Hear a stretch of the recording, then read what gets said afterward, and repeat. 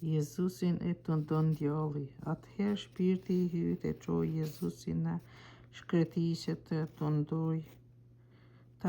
ndoi djalli, dhe pasi agjëroi 40 ditë e 40 netë në fund I uritur, atëherë I ofrua të munduesi dhe I tha: "Nëse je biri I Hyut, urdhëro që këta kurtha shndrohen në bukë."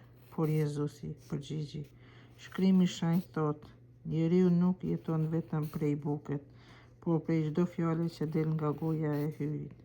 Atëherë djalli e mori dhe e çoi në qytetin e shenjtë, e vuri në majën e tempullit dhe I tha: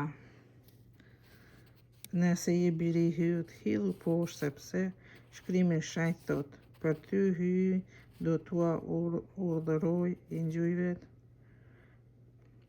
të vet, dhe ata do të mbajnë para duarsh që këmba jote të mos vritet në ndonjë gur." Jezusi ju përgjigj: "Por se Shkrimi I Shenjtë thotë edhe mos e sprovo Zotin Hyjin tënd." Djalli e çoi sërish në një mal shumë të lartë, ju ofrua të gjithë mbretërisë, ia dëftoi të gjithë mbretëritë e kësaj bote dhe mallërinë e tyre, e I tha: "Të gjitha këto do t'i jap nëse bie përmbys para meje e më adhuro." Atëherë Jezusi I tha: "Iko djallë, sepse Shkrimi I Shenjtë thotë, adhuro Zotin Hyjin tënd dhe shërbej vetëm Atij." Atëherë djalli e la dhe ja u ofruan engjëjt dhe I shërbenin. Jezusi e fillon veprimtarinë e vet në Galile.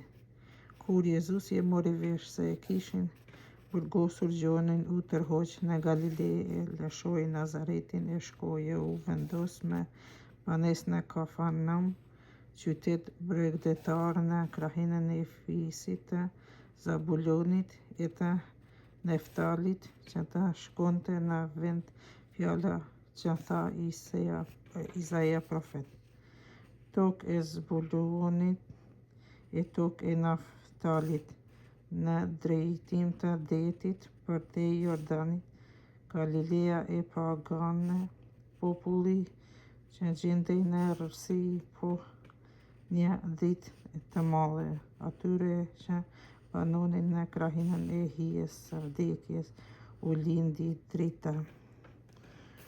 Qysh atëherë Jezusi filloi të predikonte: "Kthehuni, se mbretëria e qiejve është ngjatë."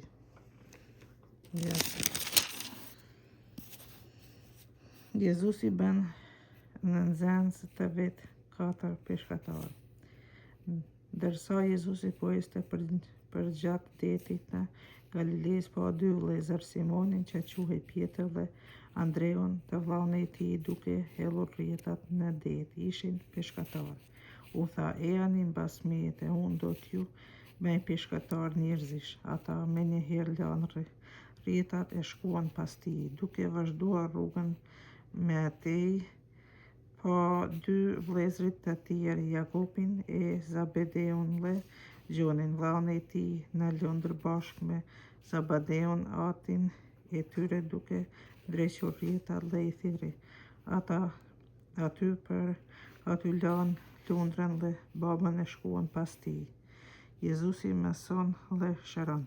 Jezusi shkonte prej një vendi në një vend tjetër nëpër barë Galile, duke mësuar në sinagogat e tyre, duke predikuar ungjillin e mbretërisë, e duke shëruar në popull çdo sëmundje e çdo pamundësi, e u